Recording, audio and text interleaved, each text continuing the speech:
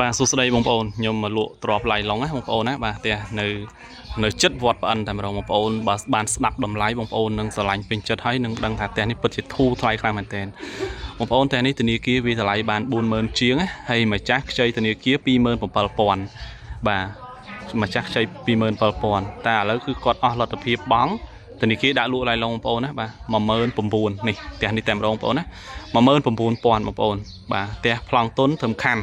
ចឹងកាត់ប្លង់លើខាងធនាគារទាំងអស់ផ្ទះនេះគឺធនាគារអ្នកដាក់លក់ឡៃឡុងម្ចាស់អស់សិទ្ធហើយបងប្អូនណាបាទទំហំផ្ទះបងប្អូននេះបាទ4ម៉ែត្របាទ2ទឹកបាទបដោយសាច់ផ្ទះគឺ12ម៉ែត្របងប្អូនណាបាទប្លង់សេមួយសន្លឹកកន្លងបងប្អូនអាចសង់ឡើងទៅលើបានមួយសន្លឹកថែមទៀតហើយផ្ទះនេះបងប្អូនបាទផ្លូវអត់ទាល់ទេបងប្អូនណាបាទនេះផ្លូវបាទផ្លូវហើយក៏មានភ្ញៀវពណ៌ជើញមកមើលដែរនេះបងប្អូនណាបាទ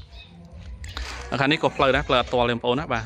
ផ្លូវទាំងអស់បាទនៅចិត្តនឹងវត្តប្អិនបងប្អូនចិត្តនឹងសាកលវិទ្យាល័យមានបន្ទប់គេង2បងប្អូនបាទបន្ទប់គេង2បន្ទប់ទឹក2បងប្អូនតម្លៃនេះគឺលក់ក្រោមហាងឆេងមែនតើណាបងប្អូនណាបាទតម្លៃ 19000 នេះបងប្អូនរកមើលមកអ៊ំនឹងជុំវិញនឹងបើមានតម្លៃនឹងអញ្ចឹងបងប្អូនបាទត្រូវមកមើលមកតាក់ទងមកលេខសាប់ខ្ញុំមកបាទជួយមកមើលមុនបងប្អូនណា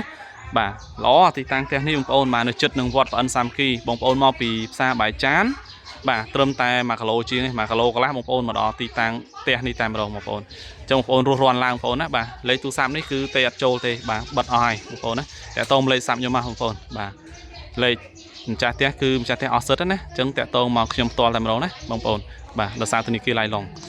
អរគុណបងប្អូនសូមគោរពលាបាទ